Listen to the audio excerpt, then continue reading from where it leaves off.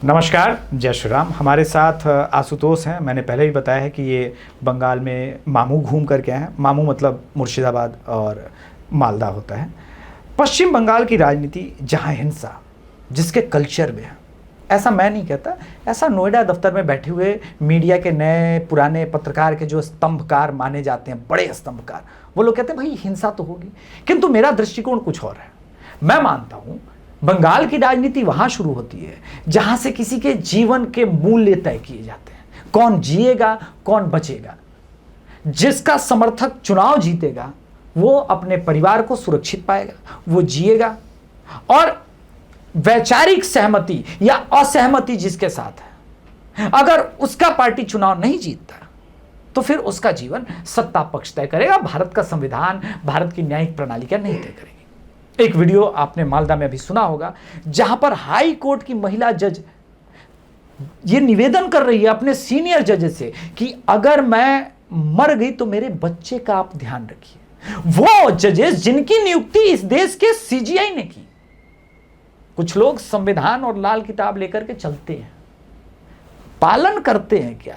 पश्चिम बंगाल में जो भी मालदा में हुआ उस पर बातचीत होती है क्या?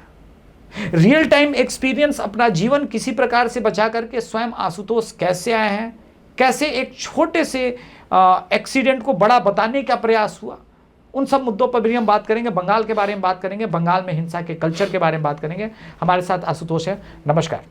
नमस्कार, तमाम दर्शकों को प्रणाम। बहुत मुश्किल से, बहुत भयावह दृश्य था। अब मैं बता दूं कि ये एक बौखलाहट है अभिषेक जी, बौखलाहट है। और ये बौखलाहट कहीं ना कहीं टीएमसी कार्यकर्ताओं, टीएमसी के नेताओं और टीएमसी के सपोर्टर्स के चेहरे पे दिखा। कारण एसआईआर है, नाम कटना है। देखिए, एसआईआर तो बहुत बड़ा कारण है ही। एसआईआर, नाम कटना, और मैं बता दूं कि ये जो आप 24 परगना, उत्तर 24 परगना, साउथ मालदा और मुर्शिदाबाद का डिवीजन अगर देखिएगा तो जो नाम कटा हुआ है 80 to 90% जो नाम है वो मुसलमानों का कटा है। बिल्कुल बिल्कुल। और यही बौखलाहट का मेन कारण है। लेकिन ये बौखलाहट फिर ओवैसी में और हुमायूं कबीर में तो नहीं है। देखिए ये लोग तो जिस प्रकार से इनकी रैली सफल हुई, आप कवर भी करने गए थे, जो भीड़ थी वो तो चमत्कारिक भीड़ है। देखिए, जैसे बिहार में हम लोग देखे हैं कि किस तरह से असदुद्दीन ओवैसी का जलवा है, सेम जलवा हुमायूं कबीर का भी मुर्शिदाबाद, मालदा डिवीजन और कुछ 24 परगना के सीटों पर है। मैं बता दूं कि मुर्शिदाबाद जाने के बाद एक चीज देखने को मिला अभिषेक भैया, कि वहां के जो मुस्लिम हैं वो टीएमसी सपोर्टर हैं, लेकिन अगर बात आ जाएगी हुमायूं कबीर की तो वो फैन है हुमायूं कबीर के। सपोर्टर और फैन में बहुत बड़ा अंतर होता है। तो ये बात तो ओवैसी के साथ भी लागू और ओवैसी के आने के बाद मुस्लिम, आप बिहार में भी देखे होंगे कि जब मुसलमानों को अपनी पार्टी, मतलब कि अपने कौम की पार्टी और महागठबंधन को चुनना पड़ा तो उन्होंने सीमांचल में असदुद्दीन ओवैसी को सपोर्ट किया। असदुद्दीन ओवैसी को। तो वही चीज आपको इस बार बंगाल में भी देखने को मिलेगा। 24 परगना के 64 सीटें, मालदा और मुर्शिदाबाद के तमाम सीटों पर कहीं ना कहीं ओवैसी और हुमायूं कबीर का आप देख ही सकते हैं कि हुमायूं कबीर और ओवैसी कहीं ना कहीं इन सभी सीटों पर ममता बनर्जी को डेंट पहुंचाते दिखेंगे। इससे ये एक चीज और कि बहुत लोगों ये भी लगा रहे हैं कि कहीं त्रिकोणीय होगा क्या।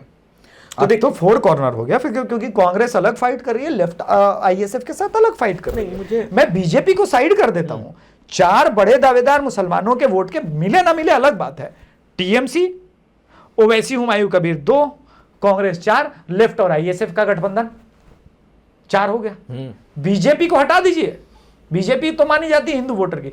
4 तो मुस्लिम वोट के दावेदार उतरेंगे, 4 मुस्लिम कैंडिडेट तो उतरेंगे इन इलाकों में, इसमें तो कोई डाउट है ही नहीं। कोई डाउट नहीं है, ये पहली बार हो रहा है। देखिए, और एक बात है, लोग बोलता है कि पोलराइजेशन हो जाता है क्या। मैं पूछता हूं कि इन चारों सीटों में जो सबसे सीपीआई का सबसे स्थिति खराब है वहां पे, और कांग्रेस का, क्या 2000 भी वोट नहीं काटेंगे वो मुस्लिम कम्युनिटी से? अपना वो तो इंडिविजुअल कैंडिडेट का वोट होता ही होता, वो तो अपना वोट लेगा ही।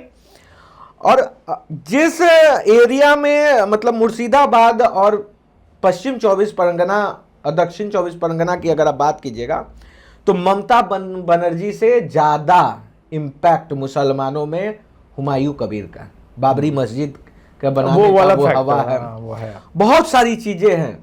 और देखिए लोकल पॉलिटिक्स वहां का अच्छा, कोई ये समझ नहीं मालदा पा में रहा। जो कुछ भी हुआ, जैसे हाँ। जजेस के ऊपर जो हमला हुआ, उतनी भीड़ जो आई है, इसके बाद उनको जिहादी और आतंकवादी जिस तरह से ममता ने बोला, उसका भी तो रिएक्शन अब आएगा। क्योंकि आप हमको, आज तक तो वो सोचते थे कि सर मुझे बचाती है ममता बनर्जी, अब ममता बनर्जी खुद उन मुसलमानों के लिए जिस प्रकार के शब्दावली का प्रयोग कर रही हैं, तो ये भी तो एक रिएक्शन देगा। और एनआईए इनको टांग टांग के जब जेल में लेके जाएगी तो बचाने के लिए ममता बनर्जी तो आएगी नहीं, क्योंकि ममता बनर्जी तो अपना पहले बचाएगी। यानी मुसलमान का जेल जाना तो तय हो गया इस प्रकरण के बाद, खास करके मालदा के मुसलमानों का। तब आप कैसे कॉन्टेक्स्ट देखते हैं? और जब स्पेशली मालदा के अंदर, ये तो अभी अब 90 लाख के आसपास टोटल वोट कट गए, ऑलरेडी 12 लाख, और वहाँ मुर्शिदाबाद में 13 लाख मुस्लिम वोट कट चुके। तो डेमोग्राफी तो वैसे भी बदला है, क्योंकि बड़ा वोटर तबका कटा। देखिए इसमें तो 2 पॉइंट है अभिषेक भैया, मैं बताना चाहता हूँ, क्योंकि ग्राउंड रियलिटी अगर आप समझिएगा और जब मुसलमानों का माइंडसेट समझिएगा, तो यहाँ पे 2 माइंडसेट के मुसलमान मुर्शिदाबाद में और मालदा दोनों डिवीजन में मिलेंगे। एक ऐसा मुसलमान कम्युनिटी है जो अंधभक्त आप टीएमसी का कह सकते हैं, वो तो रहेगा। लेकिन एक उसमें एक बड़ा तबका है जो आज भी ये आशा किया हुआ है कि ममता का कोई सब्स्टिट्यूट है क्या, क्योंकि ममता बनर्जी को कहीं ना कहीं वो हिंदू मानते हैं। और कॉन्फिडेंस, और ये जो कॉन्फिडेंस आ गया ना उनको कि अब अपने बूते हम जिता लेंगे, हाँ। अब हमको ममता की जरूरत और नहीं है। दूसरी बात की ये क्या था, तो ये बौखलाहट थी। हाँ। ममता का जो बयान आया है वो बौखलाहट है, क्योंकि ममता देख रही है कि 24 परगना के 64 सीटों में डेंट लग रहा है। वो सीट जो आधा ममता को बंगाल चुनाव जिता देती थी, मुर्शिदाबाद और 24 परगना की 64 सीटें आप देख लीजिएगा, तो मैच तो ओवरऑल 50% वहां से वो जीत जाती थी। और देखिए 64 वो हो गई, हाँ। और प्लस ग्रेटर कोलकाता जहां पे 110 में 99 वहां जीत गई थी, तो कहानी तो लिटरली यहीं पे समाप्त हो जाता था। इस बार ग्रेटर कोलकाता में जो स्पेशली वोट कटा है भाई साहब, हर आप यही सिर्फ ग्रेटर कोलकाता, तो नादिया में भी है मुसलमानों का वोट, वो तो साफ ही हो गया। नादिया की तो स्थिति आज ये है कि वहां बीजेपी स्वीप करने के पोजीशन पर नजर आ रही है। ग्रेटर कोलकाता पे आते हैं, वो एरिया जिसने ममता को हर बार सत्ता के दरवाजे तक पहुंचा है।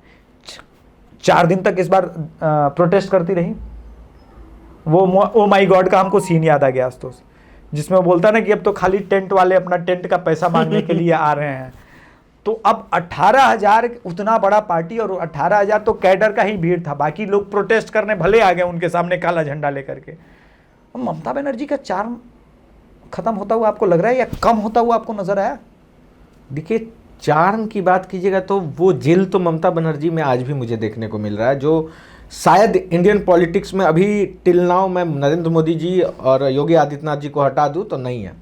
लेकिन अगर आप ग्राउंड पे देखिएगा, ग्राउंड को छोड़कर अगर लोगों का सेंटीमेंट पकड़ेगा, तो हिंदू कम्युनिटी में कहीं ना कहीं ममता बनर्जी अपना वो विश्वास खो दी है।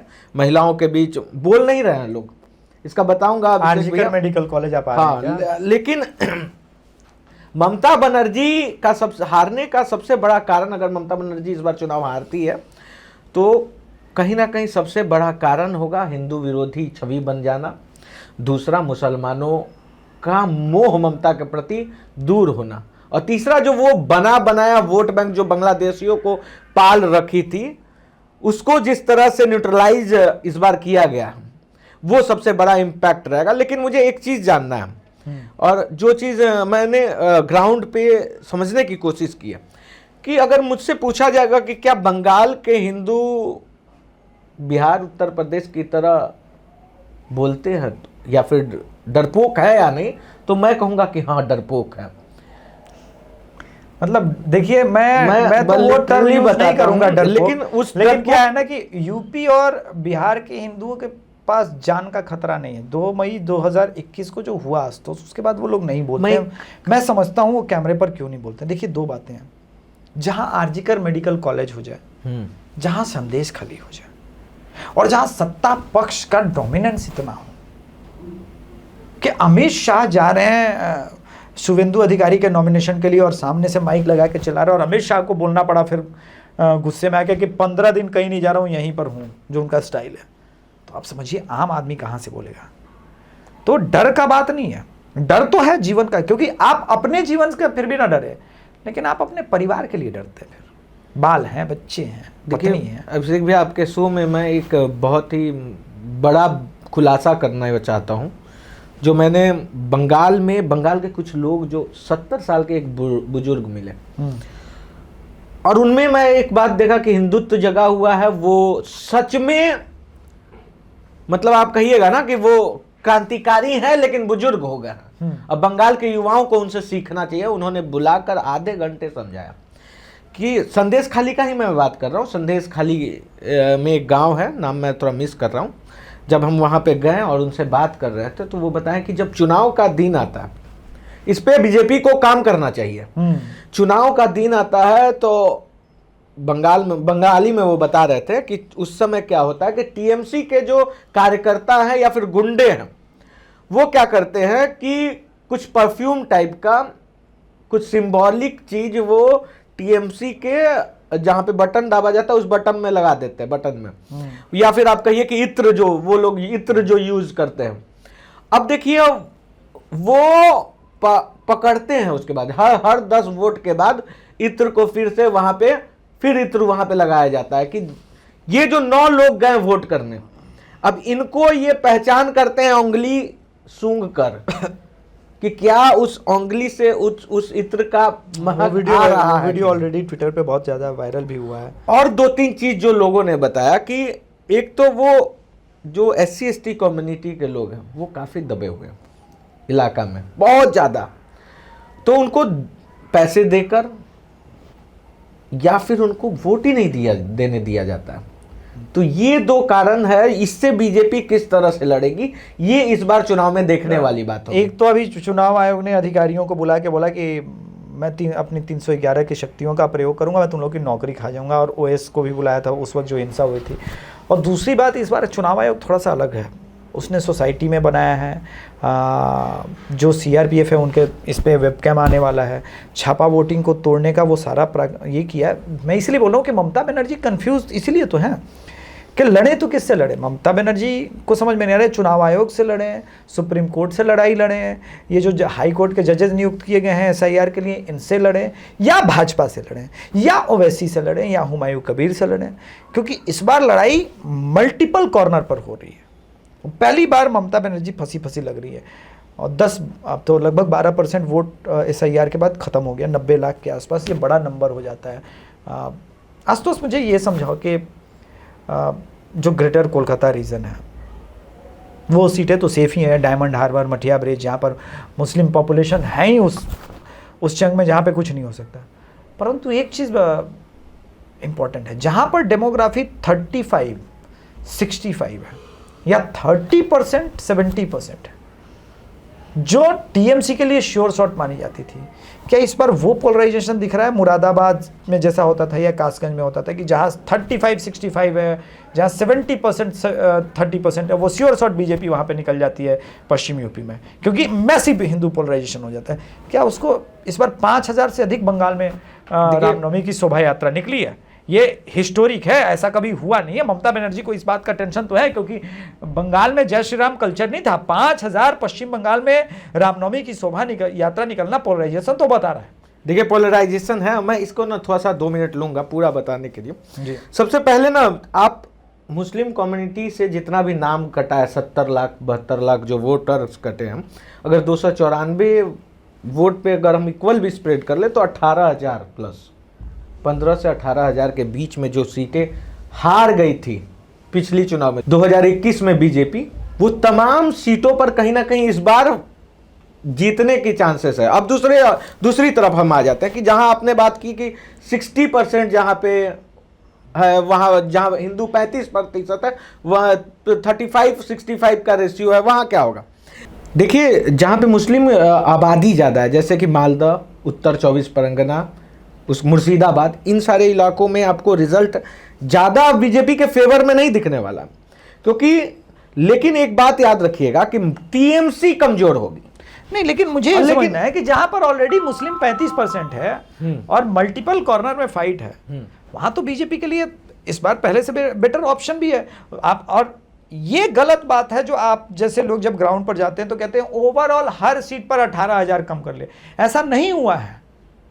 ये जो 90 लाख कटे हैं, नहीं, मैं हर सीट पे 18,000 नहीं बोल रहा एक एवरेज जो हम 90 लाख को डिवाइड कर रहे हैं, एवरेज बात मैं वही कह रहा हूँ। 90 लाख कहीं ये भी हो सकता है कि 24,000 हो, कहीं हो सकता है कि 5,000 हो। वही तो मैं कह रहा हूँ कि जो टीएमसी की जो मजबूत सीटें थी वहां तो 25-25, 30-30 हजार, आप भवानीपुर में देख लीजिए 47,000 वोट कटा है। विनिंग मार्जिन कितना? भवानीपुर में सबसे ज्यादा मैं बताऊं कि बांग्लादेशी वहां रहते हैं, आज भी हैं, आज भी बंगाल को छोड़ने पर बांग्लादेशी मजबूर हो गए, लेकिन बहुत लोग अभी बांग्लादेश नहीं गए हैं, इस बात को आप समझ जाइए, वो लोग फिर आएंगे। नहीं, वो तो तमिलनाडु, केरल, मैंने पहले भी बोला था कि वो तमिलनाडु, कर्नाटक सब जगह गए, चले गए। इलेक्शन के टाइम में आप कैसे देखते हैं कि अगर ये लोगों को रोक पाती है वोटिंग से, तब आप कहां देखते हैं? रोक पाती है, ये हमको नहीं लगता है कि इस बार बांग्लादेशी एक भी वोट कर पाएंगे। जो रुख चुनाव आयोग का है, जो प्रिपरेशन अभी से जो ग्राउंड पे चुनाव आयोग का देखने को मिल रहा है, अभी से बिहार में प्रिपरेशन अगर ग्राउंड लेवल पे कहिएगा तो चुनाव से 2-3 दिन पहले स्टार्ट होता है, लेकिन बंगाल में स्टार्ट हो चुका है। और इसका आपको मैं बता दूं कि इस बार एक भी फर्जी वोटर, खास करके मुस्लिम कम्युनिटी से वोट नहीं कर पाएंगे। बुर्का भी बैन है, तब मतलब बैन तो नहीं, वहां पे अधिकारी चेक करेगी। हाँ, चेक करेगी। मतलब सलमा का वोट नगमा नहीं डाल पाएगी इस बार। किशनगंज में भी नहीं डाल पाई थी इस बार। लेकिन एक चीज देखिए, ममता बनर्जी, मेरा एक सवाल है कि जिस तरह से बंगाल में हिंदू दबे हुए और उसके बाद भी वो कई हिंदू ममता बनर्जी को सपोर्ट भी कर रहे हैं, तो इसको आप किस तरह से देख रहे हैं? देखिए, आज तो सब कुछ डिपेंड करता है कि सत्ता के साथ जो है क्लब कल्चर बदल जाता है। पहले जो क्लब वाले थे वो लेफ्ट के साथ थे, फिर जब जैसे टीएमसी आई तो वो टीएमसी के साथ हो गए। क्या ये क्लब वाले सेंस कर पा, और ये बहुत पहले सेंस कर लेते हैं अधिकारियों से भी पहले, क्या ये क्लब वाले सेंस कर पा रहे हैं कि चुनाव किधर जा रहा है? देखिए, डीए लगभग मान लीजिए 2 लाख जो नौकरी करने वाले, नौकरी पेशा वाले लोग हैं, आज भी पश्चिम बंगाल में लोगों को आप मानिए कि हार्डली 6th पे कमीशन मिल रहा है, जबकि भारत में 8th पे कमीशन आ चुका है। 7th तो मिलना ही चाहिए, हर स्टेट में मिल रहा है। वहाँ पे जो 10-12 साल से लोग पढ़ा रहे हैं प्राथमिक विद्यालयों में भी, उनकी सैलरी 45 से 50 हज़ार के बीच में है। बिहार में आप देखिए स्टार्ट होता है 45-50 हज़ार रुपये से सैलरी। तो एक बड़ा अंतर है, असंतोष है। बीजेपी ने इसको इनकैश किया है। पूरे चुनाव को बीजेपी डिसेंट्रलाइज कर चुकी है। आरजीकर मेडिकल कॉलेज का आप देखिए कि जब उनकी माता जी को, जो पीड़िता थी, उसकी माता जी को बीजेपी ने टिकट दिया, वो जब कैंपेन के लिए गई तो जो महिलाएं जिस प्रकार से रो रही थी, उनसे गले लग रही थी, वो एक बताता है कि आपका 1500 रुपये उस पीड़िता के आगे काम नहीं आ रहा है। अभी एक और वीडियो आपने देखा होगा जहाँ पे महिलाएं पैसा में, खोइछा में 11 रुपये 51 रुपये दे रही, तो वो महिला बोल रही थी है कि, मतलब आप ये देखिए कि कॉन्टेक्स्ट जो 3M था इनका, वो कहाँ कहाँ बदला। पहले था कि भाई माँ माटी मानुष, तो माँ माटी मानुष में पहले मुस्लिम आया, फिर महिला भी आई, ठीक है। अभी वो क्या बोल रहे हैं कि मछली, बीजेपी आएगी तो मछली नहीं बेचने देगी, मुर्गा नहीं बेचने देगी, मांस नहीं बेचने देगी। तो आप बताइए कि नया ऑफर करने को टीएमसी के पास कुछ नहीं है। पहला इनका था खेला होबे, वो भी बांग्लादेशी नारा था। अभी जय बांग्ला की बात कर रहे हैं। जय बांग्ला भी 1970s जो अर्ली वहाँ पे मुजीबुर रहमान ने शुरू किया था, तो वो लोग जय बांग्ला बोलने लगे थे। उर्दू का इम्पोजिशन हो रहा था जो बांग्लादेश में, पाकिस्तान के, पूर्वी पाकिस्तान में, जो पश्चिम पाकिस्तान के द्वारा। अब लड़ाई ये है कि क्या 2 तरह का माइंडसेट चल रहा है कि क्या पूर्वी बंगाल पश्चिम बंगाल बनेगा, पश्चिम बंगाल क्या पूर्वी बंगाल बन जाएगा। और दूसरा थॉट प्रोसेस कह रहा है कि कुछ भी हो जाए, हम जो लेगेसी है, ठीक है, रविन्द्रनाथ टैगोर की, बंकिम चंद्र चट्टोपाध्याय की, शरद चंद्र की, खुदीराम बोस की, सुभाष चंद्र बोस की, जो पूरी बंगाल की, 1-2 नाम लेगा तो गलत हो जाएगा, ईश्वर चंद्र विद्यासागर जी की, मतलब बंगाल की लेगेसी बहुत बड़ी है, ठीक है। वो तो उसको आप 5-10 नामों में समेटना अपराध हो जाएगा, इसलिए मैं पहले ही क्षमा मांग लेता हूँ। ये जो बंगाल की लेगेसी है, क्या वो जय बांग्ला के नाम पे जो आज जिस प्रकार से इस्लामिक आइडियोलॉजी और ये सब पुश किया गया, वो बन जाएगा? इस दोनों के बीच की लड़ाई है। आप बीजेपी का कंसिस्टेंट वोट तो समझो, तमाम हिंसा के बावजूद 38%, 39%, 40% कंसिस्टेंट वोट है। 12% के आसपास SIR में वोट कट गया है, 8% का अंदर था। अगर मैं कहूं कि ओवैसी और ये पूरा फैक्टर 4% भी वोट डेंट करता है, TMC विल बी अराउंड 42%, तो ऐसे ही ठीक है। क्या बीजेपी को जो एक्स्ट्रा पुश की जरूरत है वो इस बार सोसाइटी में और इन जगह पे जो पोलिंग स्टेशन बढ़ाए जा रहे हैं, इस बार लगभग 2000 से अधिक CRPF आ जाएंगे, तो क्या एक्स्ट्रा पुश में 1% पहुंच जाएगा? क्या 41% का थ्रेशोल्ड मार दिया? अगर TMC 42% पर आती है और बीजेपी 41% पर आ रही है, ऐसे ही TMC चुनाव आ जाएगी, क्योंकि 70 सीटों पर तो बीजेपी का प्रेजेंस ऑलमोस्ट नहीं है। तो बीजेपी 41% वोट शेयर कहां पर? 210 सीट पर, और उनका 42% वोट शेयर 294 सीट पर। तो टेक्निकली वो 200 सीट पर जो बीजेपी फाइट करेगी, बीजेपी का वोट शेयर विल बी 48%, 49%, 50%, और TMC विल बी अराउंड 42%, 41%, 40%, 6% का यहाँ गैप। तो उन सीटों पे आप देखेंगे तो स्वीप हो जाएगा। तो ऐसे तो बीजेपी वो रिप्लिका हो जाएगा जो 2011 में TMC का रिप्लिका था। TMC 180 सीट पर पहुंची और बीजेपी पहुंची कहां पे? सॉरी, TMC 180 पे पहुंची और लेफ्ट धराशायी हो गई। तो यहां TMC अराउंड विल बी 195 के आसपास रह जाएगी, बीजेपी 180 पहुंच जाएगी। तो एक ये संभावना जरूर है। लेकिन जो भी अब मालदा में हुआ, जो देखिए खेल तो डर का है ही कि हम तुमको वोट नहीं कर देंगे, वो जो डर है। अब इत्र वाला प्रॉब्लम तो इस बार नहीं होगा, वो तो चाल नहीं चलेगा, क्योंकि इस बार तो अधिकारियों को बुला करके चुनाव आयोग ने बोला मैं तुम्हारी नौकरी खा जाऊंगा। तो दो चीज़ों का सबसे बड़ा डर होता है। एक, कल तो एक को सस्पेंड किया था, जो अधिकारी चुनाव प्रचार कर रही थी, तो कोई मुस्लिम अधिकारी थी, उसको चुनाव आयोग ने सस्पेंड कर दिया। अब सस्पेंशन से नहीं डरता, लेकिन क्या है कि चुनाव आयोग के टाइम में ये जो फीड्स होते हैं, माइनस मार्किंग वाला, ये जो मार्किंग सिस्टम आप जानते हैं, IAS बिरादरी बड़ा इन सब चीज़ों से डरती है भाई। वो ये नहीं चाहती कि ये सारी चीज़ें हों। और चुनाव आयोग, मुझे लगता है कि बिहार में जैसे 2004-05 में जो KJ राव आए थे ना, हाँ, जो चुनाव आयोग का फिर जलवा हुआ और बिहार के लोगों ने कहा कि जय जय राव KJ राव, यार मुझे ज्ञानेश कुमार में KJ राव की झलक नजर आती है। आज मैं बड़ी बात बोल रहा हूँ, लोग नोएडा दफ्तर के पत्रकार चौंकेंगे। ज्ञानेश कुमार बिहार के KJ राव, बंगाल के लिए। चुनाव आयोग को अगर सच में फेयर इलेक्शन कराना है, तो फेयर इलेक्शन कराने से पहले चुनाव आयोग को उन डरे हुए मतदाताओं को के दिल में ना वो डर भगाना होगा। क्योंकि देखिए, चुनाव आयोग तो चुनाव आयोग का अपना प्रयास रहेगा, लेकिन बीजेपी ग्राउंड रियलिटी में बता रहा हूं कि देखिए, OBC और जनरल कम्युनिटी जो हिंदू के हैं वो तो नहीं डरे हुए हैं, वो कहीं कहीं वोकल भी हैं। लेकिन जो SC ST कम्युनिटी का एक बड़ा तबका है बंगाल में, वो डरा सहमा है, और उनको डराया जा रहा है ये कह के कि अगर ममता दी आ गई तो 2021 में जिस तरह से कूट दिए गए थे, इस बार भी कूट दिए गए। तो ये इसको बीजेपी किस तरह से टैकल डाउन कर रही है या करेगी? देखो, एक बात मैं बताता हूं। और चुनाव आयोग, द्रौपदी माता के कारण महाभारत हो गया था।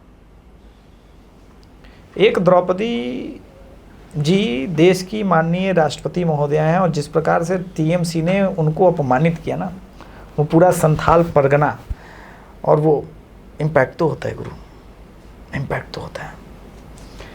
और राजनीतिक महाभारत तो ऑलरेडी चल ही रहा है। हर पॉइंट को, आज प्रधानमंत्री मोदी जी की रैली है, जब हम लोग बात कर रहे हैं, तो हर पॉइंट को इनकैश किया जाएगा। और देश की महामहिम राष्ट्रपति महोदया का जिस प्रकार से पश्चिम बंगाल की धरती पर अपमान किया गया, तो शेड्यूल ट्राइब में तो एक मैसेज चला गया कि ममता शेड्यूल ट्राइब की विरोधी हैं। अब रही बात मतुआ समाज की, जो आप स्पेशली बात कर रहे हैं, वो तो पहले से भी बेचारा मतुआ और राजवंशी और चाइन मंडल, ये लोग तो पहले से भी लिटरली ना घर के हैं ना घाट के हैं। मंडल के कहने पर बांग्लादेश चले गए, आधे अधूरे कुछ बचा के किसी प्रकार से आए। तो यहाँ जद्दोजहद लंबी रही कि नागरिकता मिले ना मिले, तो लेफ्ट ने पहले उनका शोषण किया, फिर ममता बनर्जी ने शोषण किया। अब भाजपा और आदिवासी वनवासी कल्याण के काम करने वाले संघ के लोग इस बार 3-3 मीटिंग किए हैं उनके साथ। कॉन्फिडेंस बढ़ता है। पर आप देखो, बिहार में भी वही था। बिहार में भी लालू राज को पलटने में जो है ना, सामान्य वर्ग के लोगों का बड़ा रोल था, क्योंकि ये वोकल भी है और दबंग भी रहे। अनफॉर्चुनेटली भद्रलोक TMC के साथ रहा है, वहाँ पे भद्रलोक TMC का साथी है, वो शोषक है वहाँ पे। तो आप ये देखो आशुतोष कि आप जो दृष्टिकोण लेकर के बंगाल में गए थे, बिहार वाला कि सब कुछ फेयर है, वहाँ कुछ भी फेयर नहीं, कुछ भी फेयर नहीं है, कुछ भी नहीं। वहाँ बंदा, अब आप देखो यार, सिंगूर में अगर उसको ब्लीचिंग पाउडर नहीं मिलेगा, शुद्ध पानी पीने का पानी नहीं है। हाँ। ठीक है, टाटा नैनो नहीं लगी आपने जमीन, तो उस जमीन पे कुछ उपज भी तो नहीं रहा है। सही बात है। अगर वो पैसे न दिए जाए तो वहां के लोग तो भूखे मरने लगे।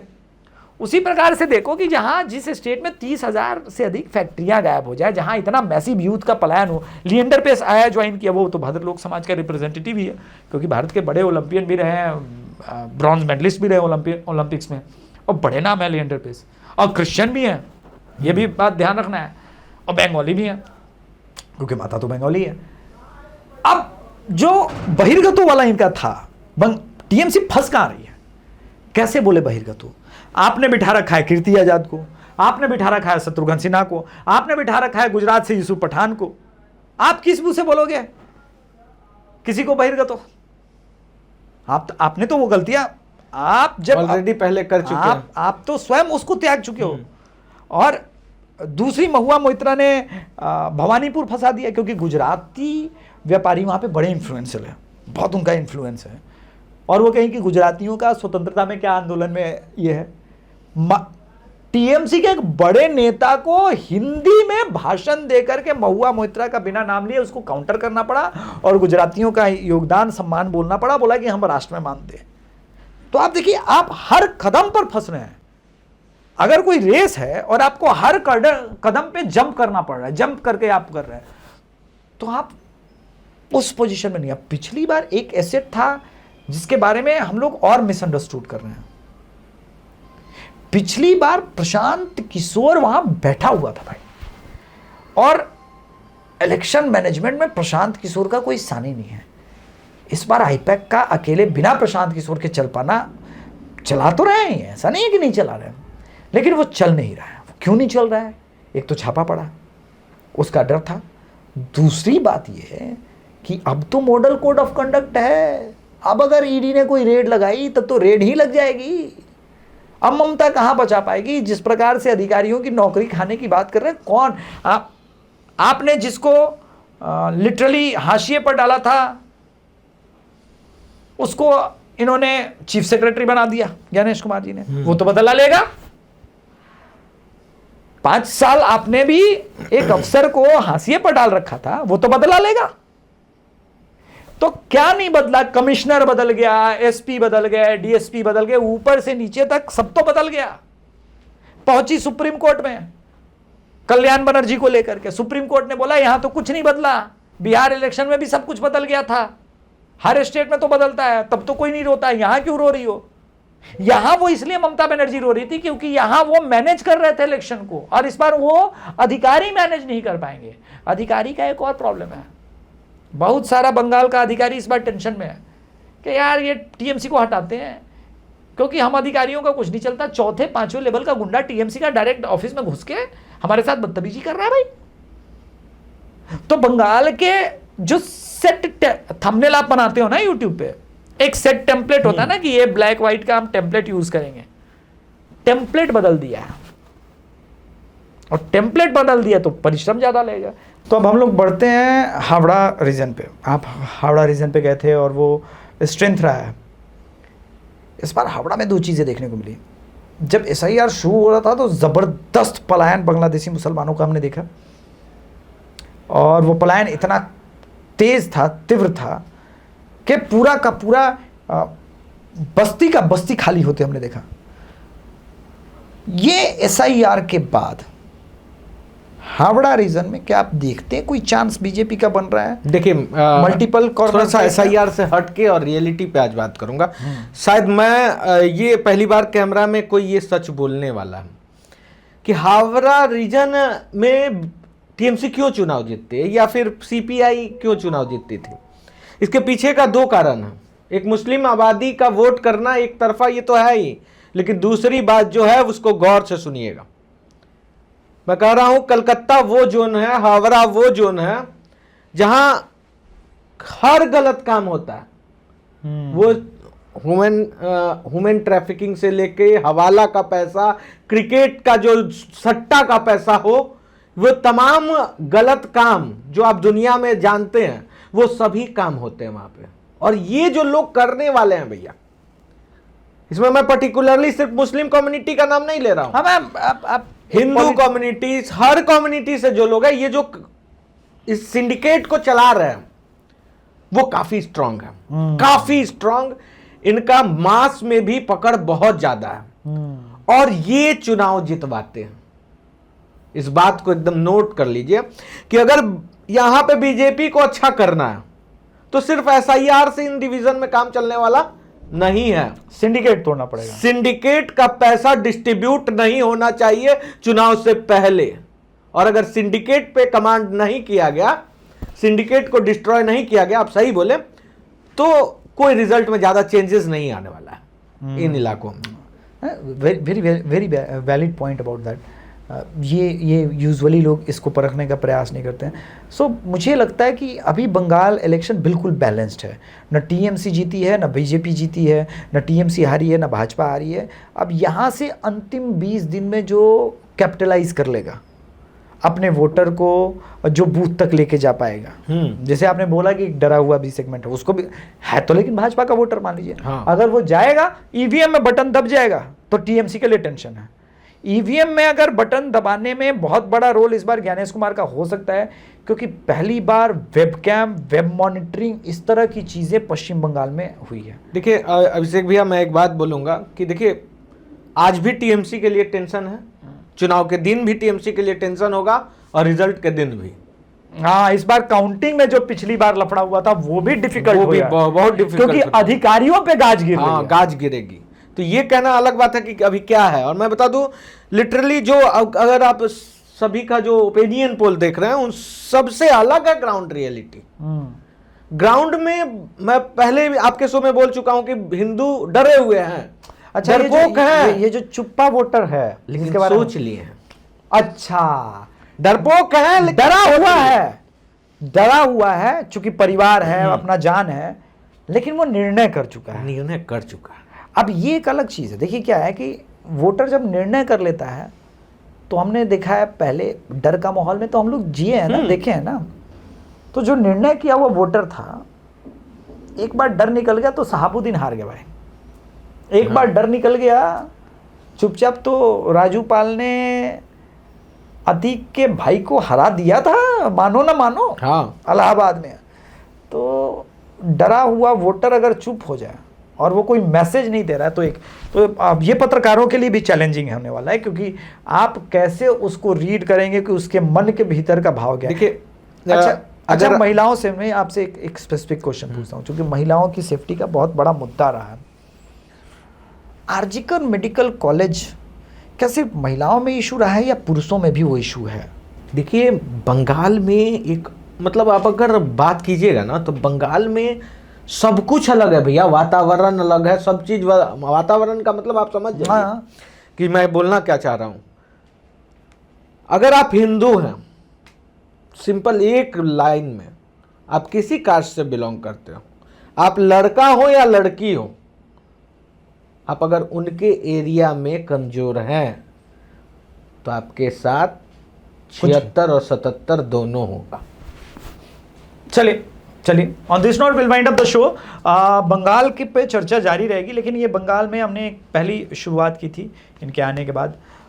Letter on will talk with other issues about Bengal, but जो नोएडा दफ्तर में बैठे हुए, नोएडा ऑफिस में बैठे हुए पत्रकार सोच रहे हैं, बंगाल उससे बहुत अलग है। बंगाल उससे बिल्कुल अलग दिखने का भी प्रयास करता है, और जो लोगों ने हिंसा को नॉर्मल मान लिया है, बंगाल की जनता उससे त्रस्त है, ये आप मानिए। और एक बड़ी आबादी है, किसी भी आबादी, मतलब आप 38%, 39%, 40% जो आबादी आप समझना चाहते हैं, वो त्रस्त है।